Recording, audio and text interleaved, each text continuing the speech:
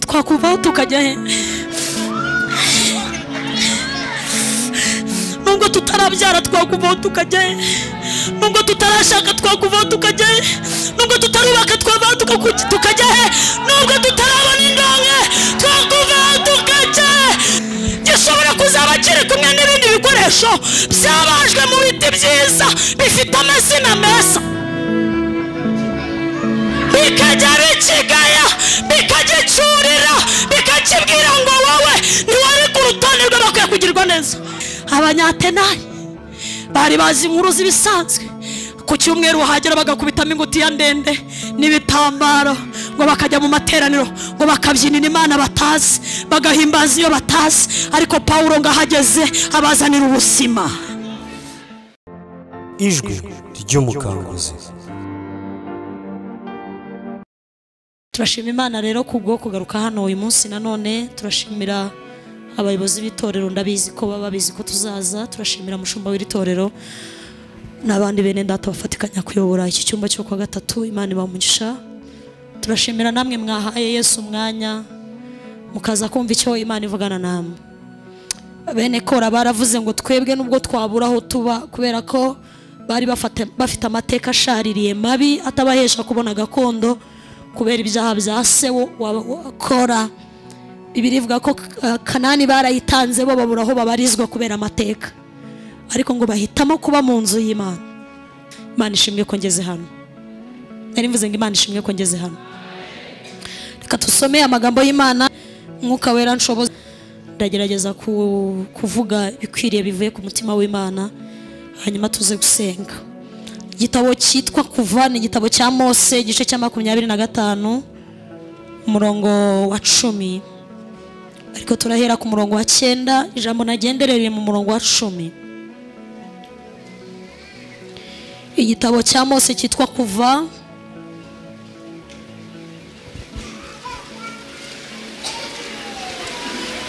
igice cya 25 umurongo wa 10.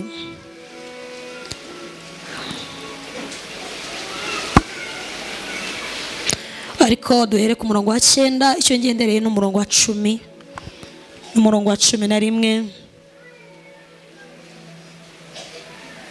yewe n'uwa 12 nta kibazo. Reka dusome. Haravuze ngo muzabureme buse nibyo ngiye kukwereka byose, icyitegererezo cy'ubuturo n'icy'ibintu byabyo byose. Kandi bazabaza isanduku mu giti cyitwa umushita, uburebure bwayo bw'umurambararo bube mikono 2 n'igice, ubugari bwayo bube mikono 1 n'igice, uburebure bw'igihagararo bube mukono 1 n'igice. Umurongo wa 11 uravuze ngo uzayiyagirizeho izahabu nziza imbere n'inyuma, uyigotesha umuguno w'izahabu, uyitereke izahabu zivemo ibifunga 4, ubishyire ku nkokora zayo zo hepfo, ukarenye ibifunga 2 bibe mu rubavu rumwe, ibindi 2 bibe mu rundi. Amen. Dusome mu butumwa bwiza uko bwanditswe na Yohana 12. Ubutumwa bwiza uko bwanditswe na Yohana igice cya 12. Dusome duhere ku murongo wa 3.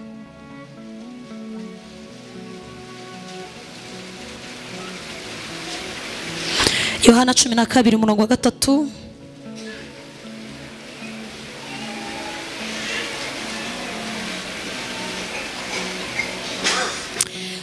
Mariya yenda igice cy'indatiro y'amavuta meza nk'amadahano y'agati kitwa narada igiciro cyinshi cyane, ayasiga ku birenge bya Yesu, abihanaguza umusatsi we, inzu yose itamamo ayo mavuta. Baza bati mbese twashobora kumenya izo nyigisho nshya uvuga izarizo ko uzanye amagambo y'inzaduka mu matwi yacu? Nuko rero turashaka kuyamenya yariyo. Nuko abanyatenayi bose n'abasuhuke baho batagiraga icyo bakora kiretse gushyushya inkuru no kumva ibyadutse. Nuko Pawulo ahagarara hagati ya Areopago aravuga ati bagabo b'abanyatenayi, mbonye muri byose ko mukabije kwibanda mu by'idini. Ubwo nagendagendaga nitegereza ibyo musenga, nasanze igicaniro cyanditswe ngo icy'Imana itamenywa. nuko iyo musenga mutayizi niyo mbabwira, Imana yaremye isi n'ibirimo byose, iyo kuko ariyo mwami w'ijuru n'isi, ntiba mu nsengero zubatswe n'abantu, kandi ntikorerwa n'amaboko y'abantu nk'ugira icyo akennye, kuko ariyo yahaye bose ubugingo no guhumeka n'ibindi byose. Kandi yaremye amahanga yose y'abantu bakomoka mu muntu umwe, ibakwiza mu isi yose. Ni nayo yashyizeho ibihe by'imyaka ko bikuranwa uko yategetse, igabaniriza abantu ingabano z'aho batuye, kugira ngo bashake Imana ngo ahari babashe kuyibona bakabakabye. Kandi koko ntiri kure y'umuntu wese muri twe, kuko ariyo muri yo dufitemo ubugingo bwacu, tugenda turiho nk'uko bamwe mu batambyi b'indirimbo banyu bavuze bati turi urubyaro rwayo. Amen. Dusoreze mu rwandiko Pawulo yandikiye Abikorinto rwa mbere, igice cya mbere umurongo wa 21. Rwandiko Pawulo yandikiye Abikorinto rwa mbere, igice cya mbere umurongo wa 21.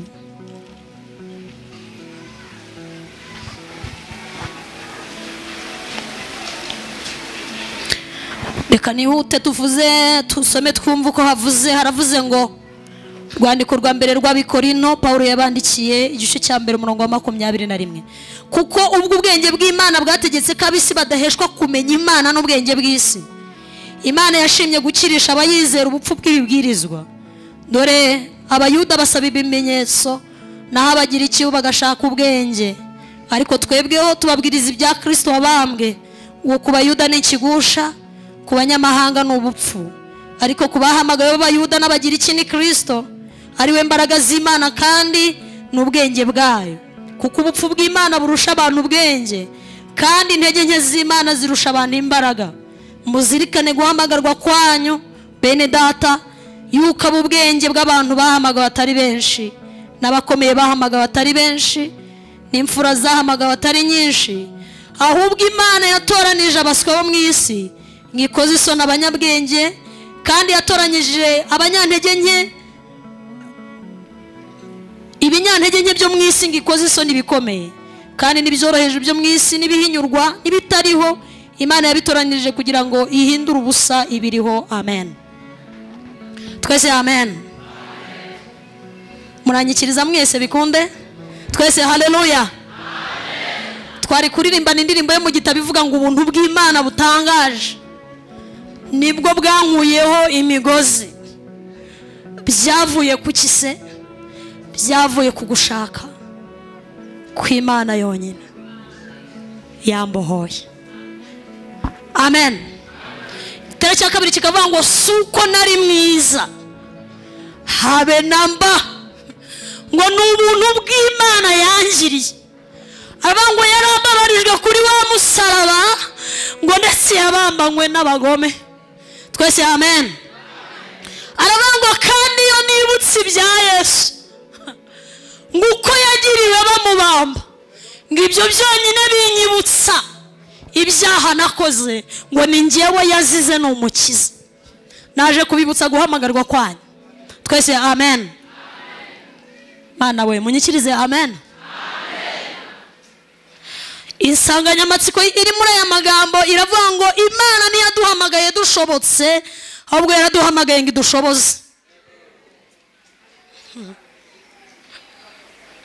Imana ntiyahamagaye abashobotse, Imana ntiyahamagara abashoboye, Imana ihamagara abizashoboza. Se namwe niko mubyizera?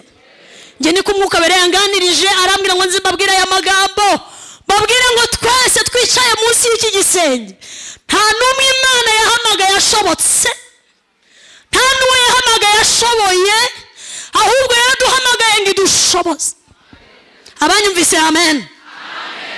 Hanyuma rero turaganira aya magambo Imana impaye, Mwuka Wera aze kumfasha kuyadevelopa neza nk'uko nayumvise nyahabwa mu gihe gikwiriye rwose. Iri jambo twasomye mu gitabo cyo Kuva ni amategeko cyangwa se amabwiriza Imana yarimo iraha Mose barimo kubaka ihema ry'ibonaniro, bageze mu gukora isanduku y'isezerano. Iyi sanduku y'isezerano yagombaga kujyamo ibiki? Yagombaga kujyamo ya nkoni ya Aroni yarabije Imana yikuye mu zindi nkoni 12 z'imiryango ya Isiraheli, hakabamo inkoni imwe ya Aroni yaje kurabya uburabyo nk'ikimenyetso cy'uko Aroni yemewe kuba umutambyi. Icya kabiri, iyi sanduku y'isezerano yagombaga kujyamo bya bisate 10 by'amategeko Imana yahaye Mose ku musozi Sinayi. Icya gatatu, iyi sanduku y'isezerano yagombaga kubikwamo urwabya rurimo manu Imana yagabiraga Abisiraheli ngo bibe souvenir, bibe urwibutso rw'uko umuntu adatungwa n'umutsima gusa, ahubwo atungwa n'amagambo yose avuye mu kanwa k'Imana.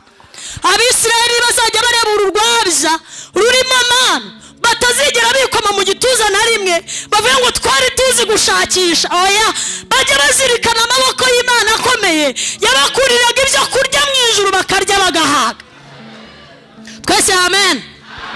Iyi sanduku y'isezerano yari ibitsemo ibihamya bikomeye bigaragaza kwera kw'Imana no gukomera kw'Imana n'imbaraga zikomeye zigaragaza ubumana mu gutoranya uwishaka, ubumana mu kugaburira abantu atari uko bakoze cyane nubwo gukora ari byiza, ubumana mu nyandiko yanditseho ubuzima.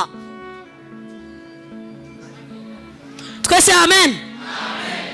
Imana ibwira Mose, iramubwira ngo kugira ngo ibi bintu byanjye bibikwa ahantu, bigomba kubikwa mu kintu gifite agaciro.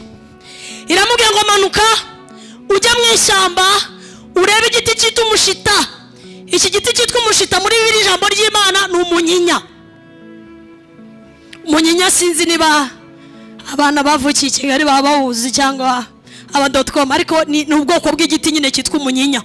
Iki giti cyitwa umunyinya gifite amakuru meza yacyo aba make. Hari ibintu bibiri nabonye gikora mu buzima wenda gishobora guhuriraho n'ibindi biti. Icya mbere ni igiti ushobora kugamamo imvura yaguye, ariko ibitonyanga byacyo n'ubundi kwera kigira ibibabi bitoya cyane, ntago cyakurinda imbeho cyangwa si imvura uko bikwiriye. Icya kabiri, gitanga inkwi, ariko kugisenya ni ukugenda witeguye kujombwa n'amahwa. Kigira amahwa menshi pe, kirajomba nawe.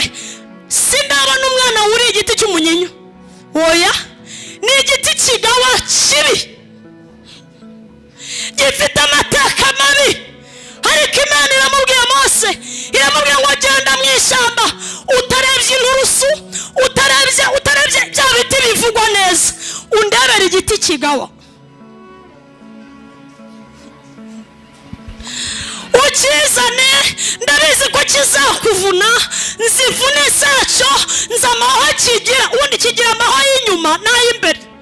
Umuhanga utabizi ashobora kwibwira ko ay'imbere ntacyo yamutwara, ariko kigira amahwa aboneka n'ataboneka. Ntekereza ko Mose yahuritse ajya gushaka iki giti. Ubuntu bw'Imana butangaje. Abaje gusenga amen. Aragenda aragitema, ndimo ndamureba yihanganira kujombwa n'amahwa, ndimo ndamureba yihanganira imvune zacyo. Kandi hari ibindi biti we byiza, bya biti babazamo imbaho za ribiyo, za gereveriya, inturusu. Ibyo ni ibiti byiza tuzi ko bifite amateka meza yo gutanga imbaho nziza, ariko Imana yatoranije abaswa. Niko Pawulo yavuze, ibigawa byo mu isi ngo nibyo Imana yatoranije ngo kugira ngo ibyuzuzemo imbaraga. Mose ndimo ndamwumva n'imvune z'aya mahwa, ndimo ndamureba yihanganira ububabare, aragitema arakizana. Iki giti kandi kirababara nubwo kitavuga. Bura kugikuraho amahwa n'ubundi buzima bari kucyaka, kuko bari kucyaka natire yacu, bari kugikuramo ubuzima bwacu. Ni igiti kimenyereye kugira amahwa, nta n'icyo bigitwaye, cyatanga inkwi kitazitanga, yewe ntacyo bikibwiye. Ariko kugikura mu buzima gisanzwemo, bagihindurira natire, bagihindurira umumaro. Twese amen. Muraza gufashwa ndabizerega. Yo, arakizana, aracyanika. Iki giti kiri kubabara, bagishyira ahantu bagicisha ku mashini, barakibwira bati wagitiwe nubwo ufite amateka mabi, ari kuranga uvemo imbaho to, uravamo umumaro byanze bikunze, turaguconga tugushyira ku kigero gikwiriye. Petero yandika, yavuze ijambo rikomeye, aravuga ngo niba mwarasogongeye mukamenya ko Yesu agira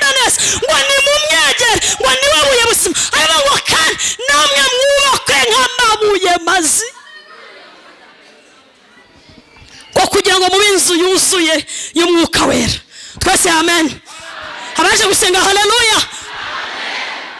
Iki giti baragicura bagikuramo zahabu ngo kugira ngo bakimaremo inarige no kwiyumvamo amateka mabi. Imana ibwira Mose ibintu bikomeye nakunze, iramubwira ngo iki giti uzagifate ukiyagirizeho zahabu, kugira ngo iki giti kitazajya kireba kikibara mu bwoko bw'ibindi biti. Hoya, reka tuzibanganye amateka yacu, ugisige zahabu. Gishobora kuzaba kiri kumwe n'ibindi bikoresho byabajwe mu biti byiza bifite amazina meza, bikajya bikigaya, bikagicurira, bikakibwira ngo wowe ntiwari ku rutonde rw'abakwiye kugirwa neza. Kugira ngo tuzibanganye amateka, gifata ugisige zahabu. Kimeshi kwa Yesu. Haleluya.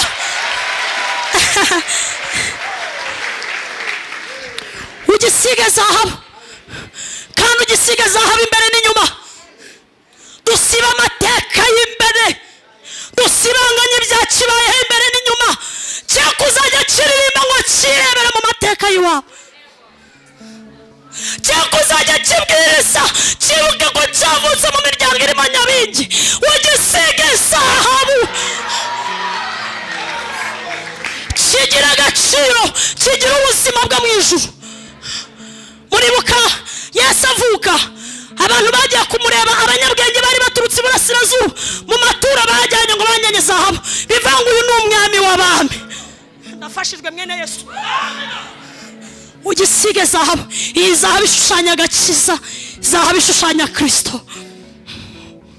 Ugisige zahabu, ukiyagirizaho zahabu imbere n'inyuma. Pawulo yabwiye abakorinto ngo bakorinto mwe muzirikane guhamagarwa kwanyu, kuko Imana itatoranije imfura nyinshi, kandi abanyabwenge bo mu isi bose ntibagize umugisha wo gutoranywa, ngo ahubwo yahamagaye abaswa ngo kugira ngo ikoze isoni abanyembaraga, ikoze isoni abiyita abanyabwenge. Ndumva Imana mwayikomera amashyi menshi.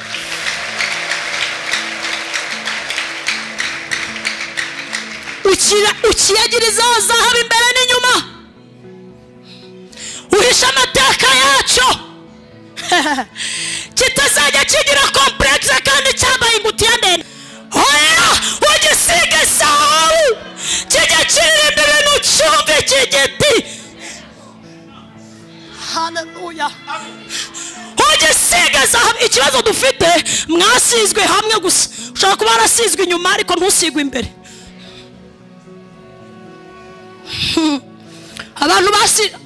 Hari abantu badatanga ubuzima bw'imbere n'inyuma, basizwe igice kimwe gusa. Uracyafite sheke mu bwami bw'Imana, ugomba kuyagirizwaho zahabu imbere n'inyuma, kugira ngo amateka yawe n'ibyakubayeho byose bihishwe muri Kristo. Bigomba guhishwa muri Kristo kugira ngo ibikuvamo bibe bifite ubuzima. Twese amen. Twese haleluya. Iki giti ndimo ndakireba rero, cyicaye kibitse inkoni ya Aroni. Ndimo ndakireba kirimo amabuye 10, igiti kigawa. Ndimo ndakireba amategeko 10 yanditswe ku mabuye. Ndimo ndakireba iki giti kirimo urwabya rw'amana. Ndimo ndakireba iki giti. Muzi ko iki giti cyahesheje Abisirayeli agaciro, ngo umunsi umwe Abafilisitiya bibye isanduku y'isezerano, ngo barayijyana bazi ko batwaye ikintu kidafite 12, ngo bakibikana n'ibigirwamana byayo. Wese murakibuka ko ari igiti kigawa, ariko kirimo ubutunzi bukomeye, kirimo imbaraga zikomeye zizahesha Abisirayeli bose agakiza. Ngo bagishyira hagati na Dagoni, imbere yayo isanduku y'isezerano yakozwe muri cya giti. Kumbe isanduku y'isezerano ntifite agaciro kubera cyo, ifite agaciro kubera icyo bayishyizemo. Icyo bagushyizemo nicyo gikomeye. Ikijuru ryagushyizemo kiruta umugore, kiruta umugabo, kiruta kubaka amazu muri Kabuga. Ijuru ryagushyizemo ibintu abadayimoni batinya.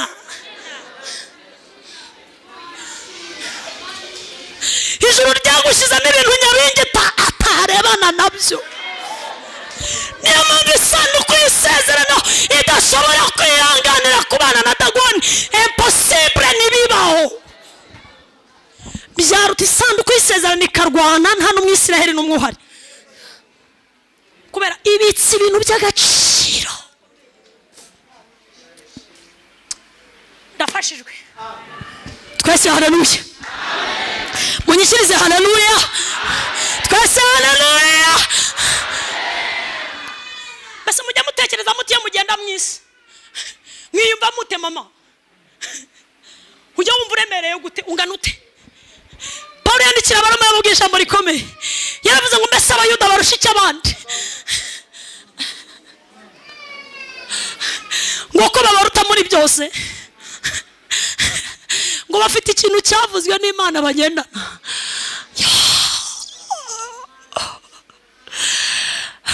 Imana ihabwe icyubahiro.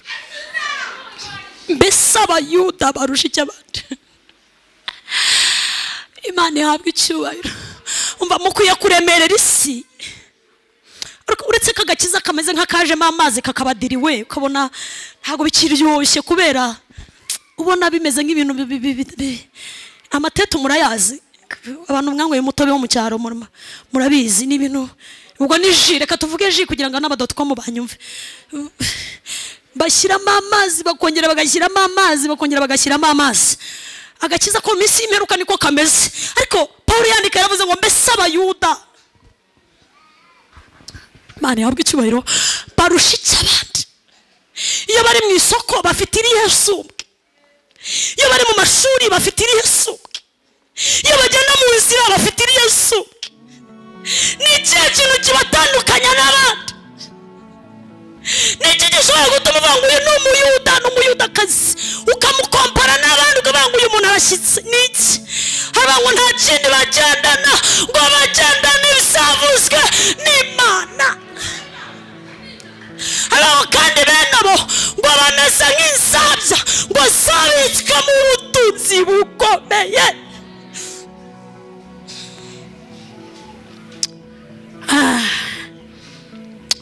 Imana yaduhamagaye tudashobotse, ahubwo iradushoboza.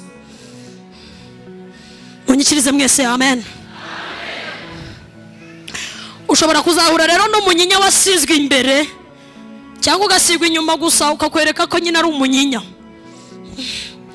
Kuracyafite bya bimenyetso byaho. Ufite ibimenyetso by'uko usa naho nyine wasizwe zahabu, ariko kandi utarahindutse rwose. Nibyo byabaye kuri aba bantu bo muri Atenayi. Paulo ngo yarimo aragenda avuye mu Atenayi, yari avuye i Tesalonike mu butumwa bwiza, na Timoteyo na Sila. Biraba ngo baramwirukana avayo ajya mu Atenayi. Ngahageze ahasanga abantu ngo babaga mu rusengero basizwe zahabu inyuma gusa, ariko imbere nta kintu kibereyemo. Ngasanga barabyina nk'uko mubyina i Kabuga, asanga bararirimba nk'uko muririmba, bafite imiziki myiza nk'iyi twaguze, bafite insengero nziza nk'izo turi kubaka, bambaye amayiniforume n'abapene beza bambaye ibitambaro, ngo ariko babyinira Imana batazi. Ngabanyuramo mu materaniro, arabareba uko bakirana, arabareba uko babyina, arabareba uko batanga amaturo, arabareba uko bahimbaza, arabareba arabumva mu mashimwe, arabareba uko baririmba, arabitegereza. Paulo ngo yicaye mu iteraniro, bata abantu nta kintu bazi, nta kintu baramenya. Ngafata ijambo aravuga ngo yemwe mw'Abanyatenayi mwe mukabije cyane kwibanda mu by'idini, ubwo nagendaga iwanyu. Icyakora nasanze muzi kubyina, nasanze muzi kuririmba, nasanze muzi kuyobora amateraniro, nasanze abagore b'iwanyu bambara birebire, sanga abagabo b'iwanyu baribambarika cyane ngo batagira uwo baderanja, ariko musenga Imana mutaramenya. Aba ngo ndashaka kubabwiriza ubutumwa bwiza, mbabwire Kristo, mbabwire ko yazutse.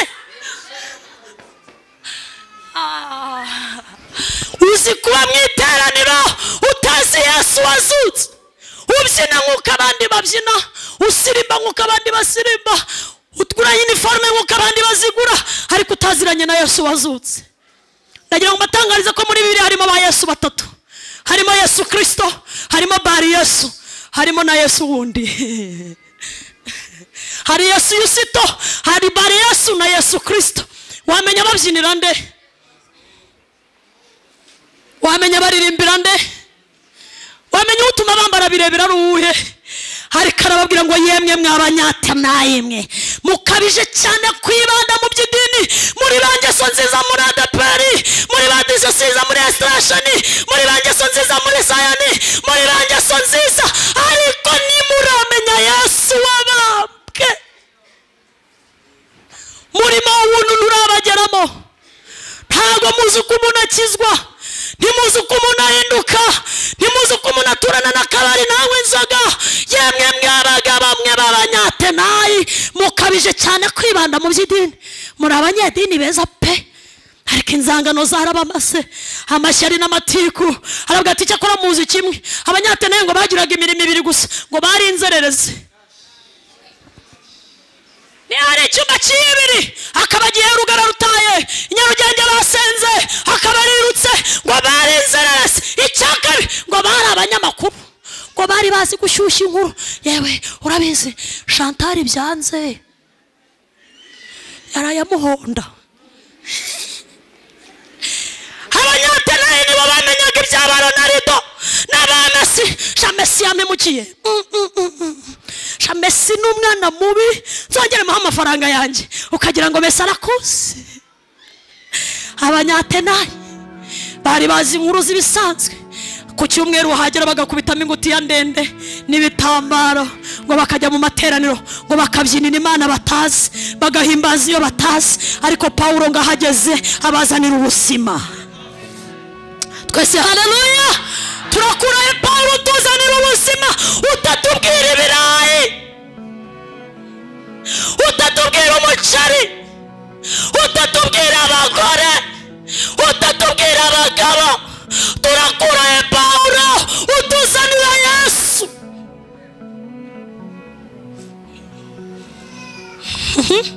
Paulo aravaye, utakubwira kujya muri Amerika. Paulo aravaye, utakubwira ko Imana igucishije amahembe.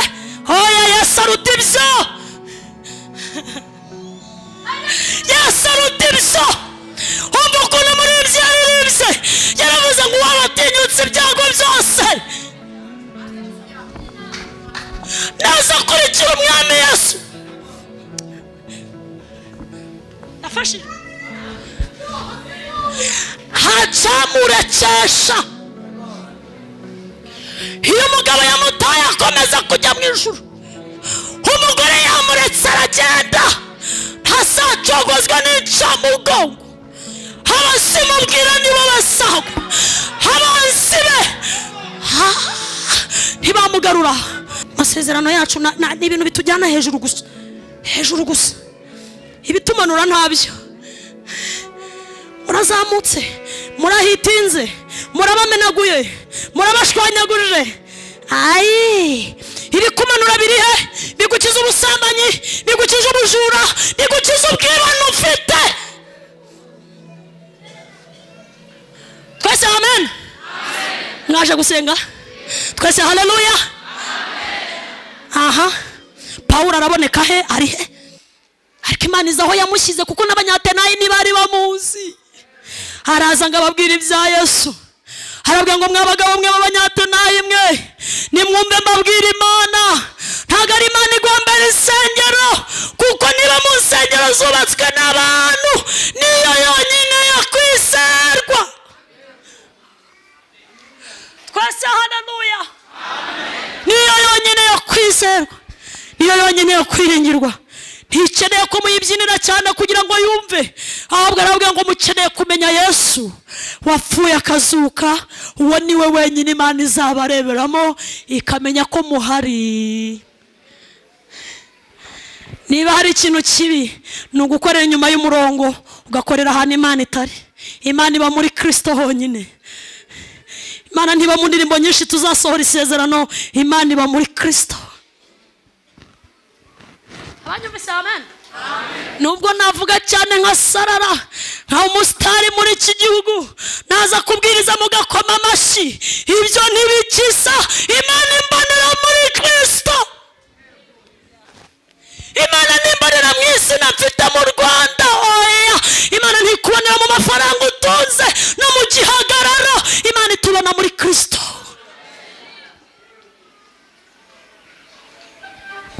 Imana itubonera muri Kristo Yesu.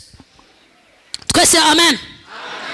Aravuga ngo nimwizere Kristo, mwizere uwabambwe, kandi mwizere wazutse, nibwo indirimbo zanyu zizamugeramo akazumva ko mwaziririmbye, nibwo imbyino mubyina zizamugeraho zikamubera nk'umuvu w'umura neza. Ariko nibitaba ibyo, murabyinira inyuma y'umurongo, muraririmbira inyuma y'umurongo, murateranira inyuma y'umurongo. Nibitaba ibyo, yemwe bagabo b'Abanyatena, yewe Kabuga we, mbonye kugarije cyane kwibanda ku by'idini. Hinduka, hinduka, gira imyumvire ya Yesu, gira gutekereza kwa Kristo. Hinduka Kabuga vire, hinduka, hinduka. Cyakora muri abanyedini beza, Abanyatenayi n'Abanyatenayi wa ntago ari mwebwe, muri abanyedini beza bashyushya inkuru wa ibigezweho nimwe bibarizwa mwe Abanyatenayi mwe. Yo, mbonye ko mukabije kwibanda cyane ku by'idini, murwana ishyaka ry'idini, ariko uyu munsi murwana ishyaka rya Kristo. Munyikirize amen, muranyikiriza haleluya.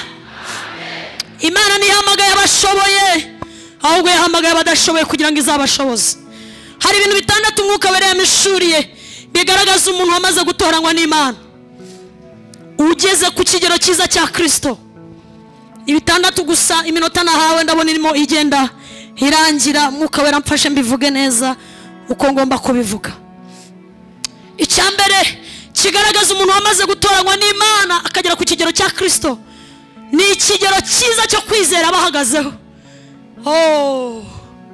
Murimbye yaririmbye mu ndirimbo z'agakiza, abangiyo ndebesheje ukwizera, nezererwa umukiza wa, mbona ubutunzi bwinshi cyane bufitwe na. Haleluya, ndanezerewe kukanyabo iminsi yose, niyonge sintegenye cyane habumbati. Umuntu wamaze gutoranywa n'Imana aba ari ku kigero cyiza cyo kwizera, kandi kwizera k'uyu muntu ntibisaba ibimenyetso. Habwira Imana ngo ngewe kugira ngo nemere kuvuganye nanjye, mpereza ibimenyetso. Niko Paulo yandikiye Abakorinto, aravuga ngo ubutumwa bwiza ku Bayuda ngo ni ubutumwa bwiza busaba ibimenyetso, busaba proof. Imana izanyura he? Izaca he? Izabigenza bite? Izabigenza gute? Izanyura mu zihe nzira? Oya, ubutumwa bwiza kuri twe bizera ni imbaraga z'Imana. Kwizera k'uyu muntu ntigusaba ibimenyetso kugira ngo amenye ko Imana ihari. Oya, kwizera nyako ni ukwizera nta n'ibimenyetso ubona. Habanje gusenga amen. Ndababwira Yesu tu. Twese haleluya. Kwizera, kigero cyiza cyo kwizera ni ukwizera Imana nta kimenyetso na kimwe ubona mama. Bakikubaza ngo mbese iyo Mana yawe irihe, ukabwira ngo nubwo ntayibona ariko iriho.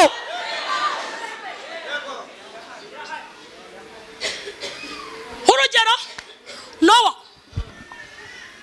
umusaza witwa Nowa, Imana yaramubwiye ngo iherezo ry'ibifite umubiri byose rije imbere yanjye, ndashaka kwica ikintu cyose gifite ubugingo, ariko cyane cyane abantu.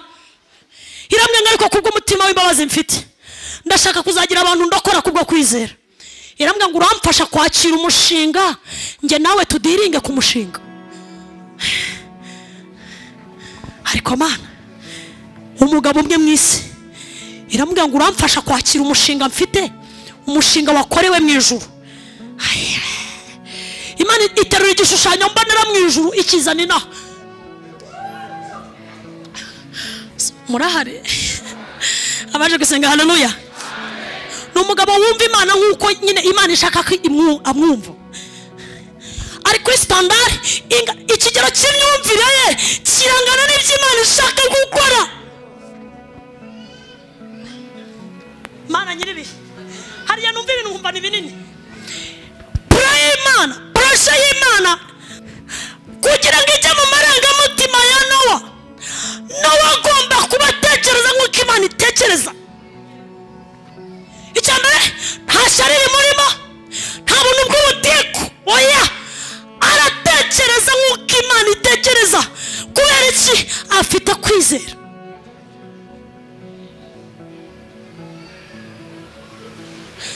Ubundi itorero ntiribeshejweho mu isi nuko rikora ibintu by'igitangaza, nibeshejweho mu isi no kwizera. Kuko umuririmbyi yaririmbye aravuga ngo iyo ndebesheje ukwizera ngo nezererwe Umukiza, kandi simbireba napfuye mbireba ndiho. Kanegere hano hirya, mwanyumvise twese? Haleluya. Kwizera reka mbigeranye na microscope ivumbura ibintu biri mu isi y'umwuka.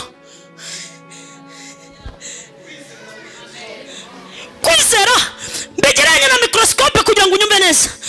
Nakuma gafata ibintu biri mu ijuru kakabisimplifia kuko bikomeye nk'Imana, ibiriyo bingana n'Imana, kugira ngo bitugere aho turi mu isi bigomba kwiyoroshya bikisimplifia, bikinjira mu muntu ungana na Joseline wa 50 cyangwa 48 bikankirwamo. Imana ikangana nanjye, Yesu akangana nanjye, Yesu akavuga nkanjye, Yesu akagenda nkanjye.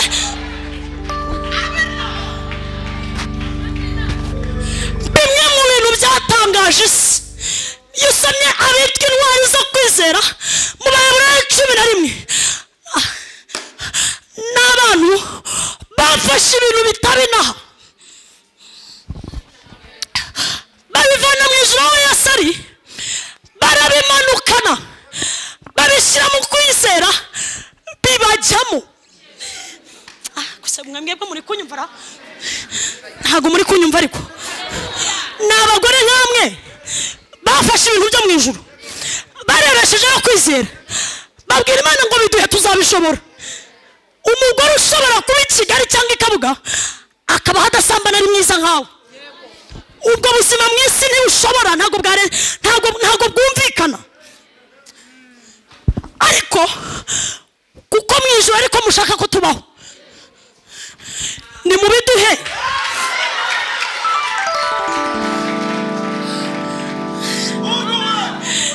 Bituzanire umuhungu umwe ari mu cyumba n'umugore wambaye ubusa, aramubwira ngo wakemera ugakuramo.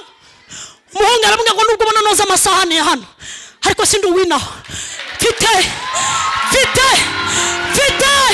darajana. Haleluya. Mfite ubuzima. Narebyeyo sanga bajyayo badasambana, sanga bajyayo batiba, sanga bajyayo haleluya. Aramubwira ngo wa mugore we, ntibishoboka, sinavanamo, sinshobora, ndatumbira ingororano. Wibwira ngo uzampemba kuba sebuja w'abagaragu n'abaja bawe, hoya, hari ibiruta kuba icyo. Izo ni imbaraga zitwa kwizera. Icyo nicyo bita kwizera. Ni ugukora copy and paste.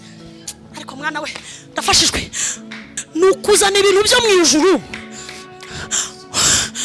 ukabaho under condition, munsi y'amahame n'amategeko y'ijuru. Kuko aho ujya niho ugomba gusanaho.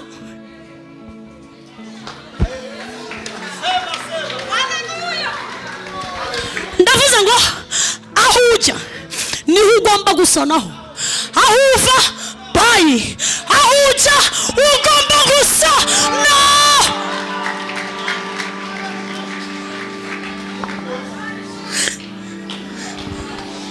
isi irumirwa, isi ihinda umushyitsi. Bibiliya yavuze mu Baheburayo umuntu wese kwizera baravuze napfuye, baravuze ngo abo bizeye Imana isi bakura mu cyiciro cy'abantu,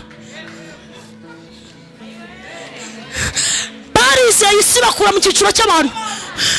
Ariko murahari cyangwa mwatashye? Nta ndege witwa Filipo ntabwo bari bariho, ntabwo byumvika yasika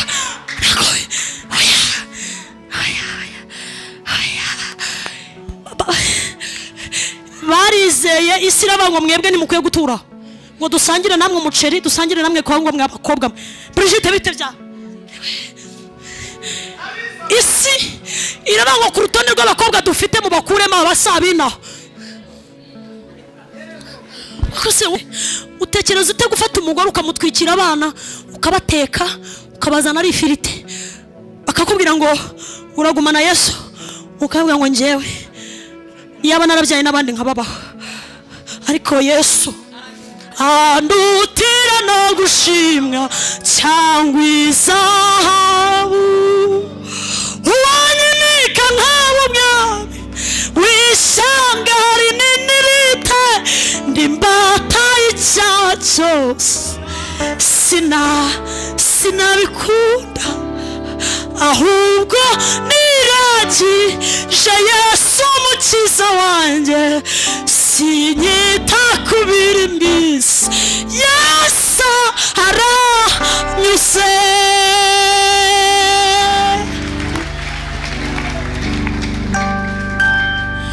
Kwizera apareye ifotora ubuzima bwo mu ijuru. Njyewe Joseline nkaba nsa nuko mu ijuru bantekereza, apana kunshidikanyaho meze nk'umumetizi. Se uyu muntu n'umunyarwanda ni umuhinde ni ikibyarirano ni ikijyana igiki twaramubyaye kone yameze ubururu hakamera icyatsi bikaba bimanuka bigera pfiriya, ubundi twabyaye abantu bameze kuriya. Mwarayihinduriye n'ukuri, nyuma yuko mumaze kwizera mwarayihinduriye, mwarayihinduriye. Ihura namwe mwambaye ubusa ikumirwe tuzeba abantu nibo nabyaye. Hari n'abantu batajya mu ijuru batera abamarayika ibibazo.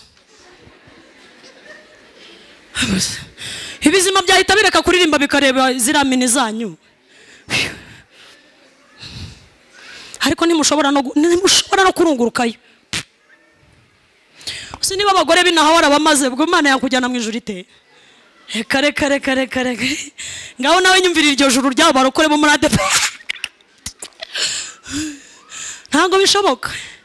Cyakora uzazijisha mweri naho komeza ubabeshya beshye ubiririmbiremo, ariko ntabwo ari mwebwe naho muri Amerika y'Amajyepfo ubijiniremo ubyambaremo ibitambaro birebire ujijisha ina, ariko nta bwenge baramubwiye ngo yewe ntabwe wayobye. Icyakora amahirwe ufite nuko Gehinomu ituranye n'ijuru, ntabwo uri buvune kusubirayo, dore ngaho ari iwanyu.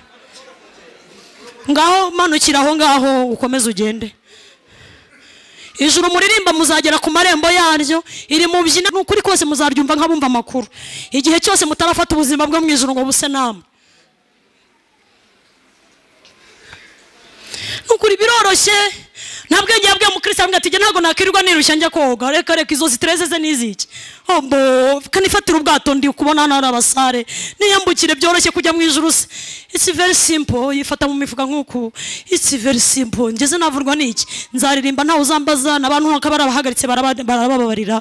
Kade perishyira isigaye shyiramo imiyaga, so ugashyiramo n'ibyongereza bya so mushumba urabona so ugahaminga oya uzahura naryo urireba imiryango bakubwira ngo rituranye na Gehi n'amaturo mwatanze. Hari ikibazo se? none se Yesu yabwiye Yuda ngo yambwiye ngo ndakuzi ko usanzwe uri umujura ariko nta kibazo izi si imbabazi z'abakene ufite ahubwo wasizwe hamwe gusa imbere ntihasizwe nta kibazo yabanye na Yesu imyaka 3 n'igice babyina akabyina baririmba akaririmba bagiye Yerusalemu akajyayo batubura imigati ahari ibyo ntacyo bitwaye Imana ibi Imana izakudepansaho ntacyo byayitwara Imana n'umutunzi Imana yakubakira inzu Imana yaguha imodoka za V8 n'ibindi Imana yabiguha rwose yabikudepansaho ariko amarembo y'ijuru aturanye na Gehi hose ibintu byayo nta kipfa nabyo n'ubundi mbere yuko Imana ishyiramo Adamu yabanje kumuremera Edeni yawe irahari n'uwo mugore n'uwo mugabo ariko wagera ku marembo y'ijuru bakakubwira ngo ntusa nabinaha Imana yakudepansaho abana ikabaguha byarinda hekana Imana yaguha akazi keza muri ministeri ahantu runaka sha ntacyo bitwaye rwose niyo Edeni yawe ariko amarembo y'ijuru aturanye na Gehi na ya Gehinomu Uwiseru umwana w'Imana hasaba witeka ryose naho yaba yarapfuye azongerabeho Uwiseru umwana w'Imana hasaba witeka ryose naho yaba yarapfuye azongerabeho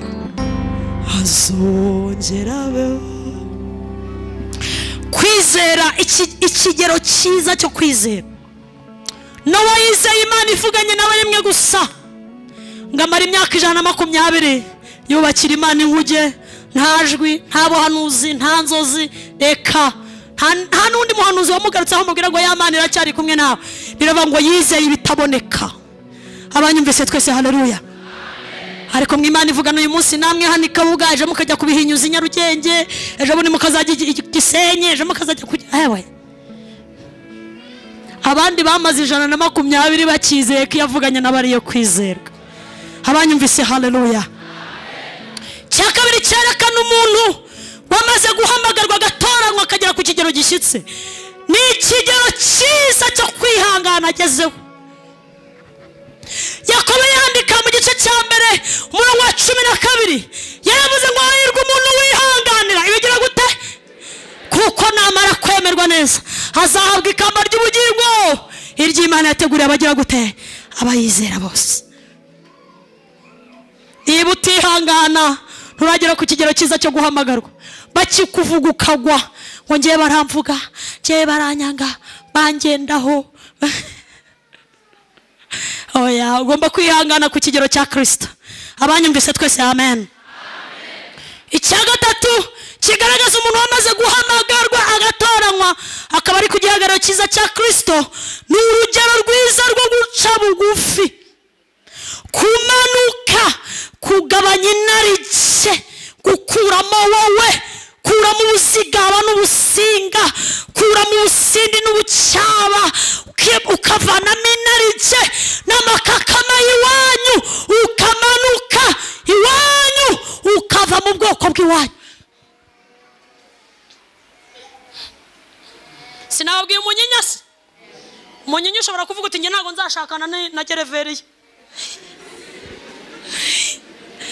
kandi byose ni ibiti byakuwemo imbaho ariko umunyinya ukicara ukavuga ati njyewe ntabwo reka gereveriya njyewe wapinda igiti cyiza gikura kigandara kimera gutya gitanga igicucu ntabwo njyewe umunyinya mfite inarijye yanjye nubwo bankuyeho amahwa ariko hari iryasigaye ntabwo nshobora kubana na gereveriya njyewe iryo hwa rikaba rikirimo kamaze avuka esha harya n'uwo mubaye bamubace kamureba intambuka kamureba njyewe umunyinya sinabana na gereve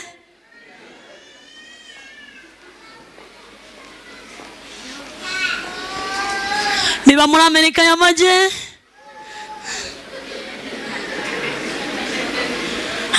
baranditse baravuga icyatumye Yesu mu gihe cye adakurikirwa cyane nuko akora ibintu bitangaje, ngo ubwiza bwe ntibwabaga mu maso, ngo ubwiza bwe bwabaga mu bitugu. ngo yavuganaga nawe wakumva umutima uruhutse ukavuga ngo nubwo mu maso mbona uri umunyamibabaro wamenyereye inimba, ariko nzagukurikira aho uzajya hose. Abenshi ntibakuruwe nuko ari mwiza mu maso, niyo mpamvu Petero yamubwiye ijambo rikomeye avuga ngo ukurikije aho uvuka ntitwakagukurikiye, ariko amagambo y'ubugingo ukurikije ukuntu nta hantu urara. Njye mfite etaje i Kaperinawumu wagahunguwe, ariko dukurikije ibikuvamo.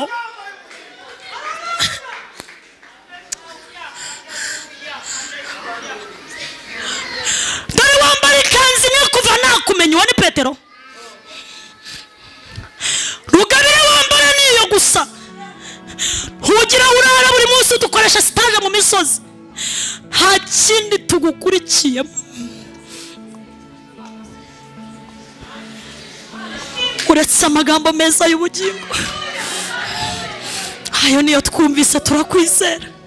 Ubundi wasanze turi abantu b'abagabo batagize ikindi bakennye, turabashoramari mu mafi, dufite amato, turakomeye n'aho abadukomera amashyi. Abaramwe ati ngende umuzerote nize karate, burya nzi no kwirwanirira, inkota yanjye ngiyi n'urushundura, nuzanamo ibintu by'imikino nzajya nkushika uko niboneye nigendere. Wagahunguwe ka Mariya arambwira ati ariko oya twakuvaho tukajya he? Nubwo tutarabyara twakuvaho tukajya he? Nubwo tutarashaka twakuvaho tukajya he? Nubwo tutarubaka twavaho tukajya he? Nubwo tutarabona indonke twakuvaho tukajya he?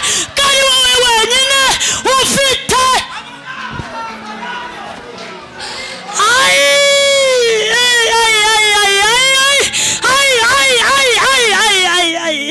abasaza bamugumaho, abakene bamugumaho, imfubyi n'abapfakazi bamugumaho, ngo nta kindi bari baramubonyemo, ngo bamwumvisemo amagambo y'ubugingo. Yesu afite iby'isi idafite. Abanyumvise twese haleluya. Yesu yazanye iby'isi idafite, mwambabariye tukamukomera amashyi. Yazanye iby'isi idafite.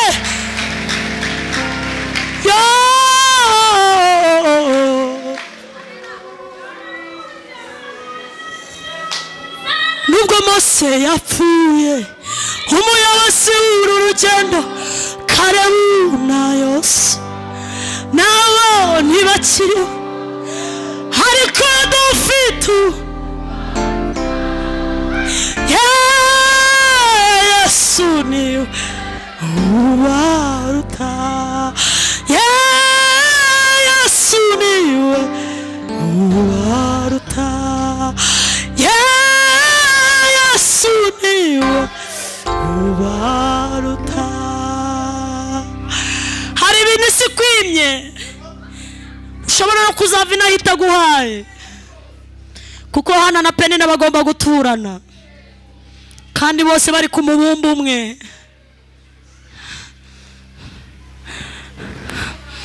Petero na Yohana bose barabigishwa ba Yesu, ariko Yohana yavuye inaha nta mugore afite, kandi bose bavugaga neza Yesu. Hari ibintu muzava inaha isi itabahaye, ariko tuzabona ubugingo muri Kristo.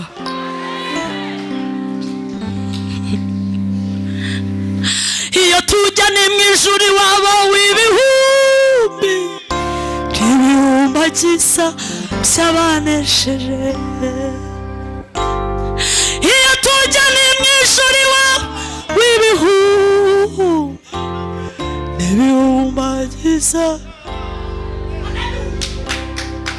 Isi ishobora kuzaba igikoresho umwanzi yifashisha ikakubabaza, ikakwima amafaranga, ikakwima amashuri, ikakwima uburenganzira bwawe, ukazava inaho utambaye bazerishe mama, ukahava utabaye mu mizi y'imiturirwa.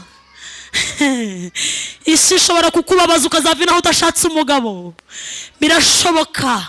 Ariko icyo twumvise muri Yesu kiruta icyo twamubonyeho.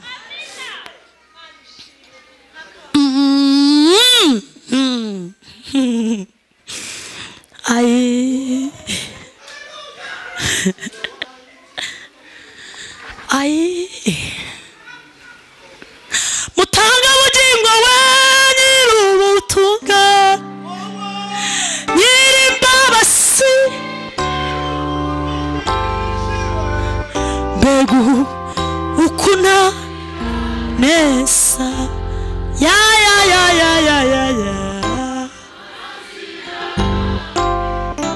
mbega we ukunagira nesa yo mbuza amazi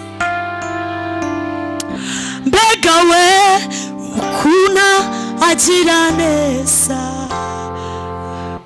mbuza amazi anamita. Icyakane cyerekana umuntu wamaze kugera ku kigero cya Kristo yaramaze guhamagarwa n'Imana no gutoranywa nayo. Ni urugero rwiza agezeho rwo kwirinda ibyaha n'intege nke. Ku muhanga amasiteka bisa nyisi intege nke shirubo nyuma sata bene gukora icyaha si igitangaza, ahubwo biba igitangaza ku muntu yapfukamye abwira Imana ngo nabaye umunyantege nke. Ndabyemera Mana, kuko hari abantu ngo bafite imitima yabaye akahebwe. Paulo niko yandikiye Timoteyo, arambwira ati Timoteyo mwana wanjye ntuzagira ikibazo. Hari abantu bafite ibyaha bizagaragara bitinze. Hari abantu bagenda n'ibyaha by'ibigugu, ngo ibyaha byamwe bigaragara bitinze, ngo ariko hari n'iby'abandi byihuta, ariko ngo ntuzagirane ikibazo nabyo. Ibyo byose bimenywa n'Imana.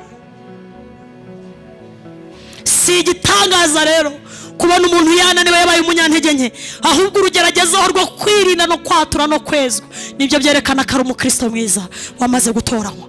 Munyikirize amen. Dawidi amaze gusambanya muka Uriya, baranabyaranye, yaricishije na Uriya. Zaburi 51 iravuga ngo Uwiteka aramaze kumuvumbukana, hamwe ati Dawidi sha unkoze ibiki dawe, unkoze ibiki dawe, ni iki ntaguhaye ko basi muka Uriya umunsi abasina arimo kumuguha, ariko ntiwicisha umugabo we, urankoze sha dawe, unkoze ibintu bitari byiza. Dawidi abwira Imana ati ariko wari uzi n'ikindi, reka nkwibutsa amateka y'iwacu mu byaha nimo mama yageze gute. Mujye mutinya uyu mugabo, mujye mumutinya uyu mugabo, aza ahantu akora Imana ikavuga turanyemeje. Hari ikindi gihe ngo yabaza Abisirayeli, Satani yoheje umutima we kandi cyaraziraga kubara ubwoko bw'Imana, ngarababara asoje kubabara Imana imuzaho n'umuhanuzi tumva, wabaza ubwoko butabarika butajya bubarwa n'undi muntu ari wese. Ndaguha ibintu bitatu: inkota amezi 3, mugiga iminsi 3, intambara imyaka 3. Hitamo kimwe. Inzara apana inkota, inzara na mugiga iminsi 3 iroroshye ivuye ku Mana, ngo nutonsi duke ngo nta kibazo. Inkota amezi 3, inzara imyaka 3. Hitamo kimwe. Dawidi abwira Imana ati nzaho njya nkora ukumva. Ahita ajya mu ruse abwira Imana tuzi n'ikindi, fata imbabazi zawe. Zana umunzani aho ngaho, ndabizi ko mwijuru mu bufite. Fata icyaha nakoze n'imbabazi zawe ubalansinge turebe. Amashimanje kwa Yesu.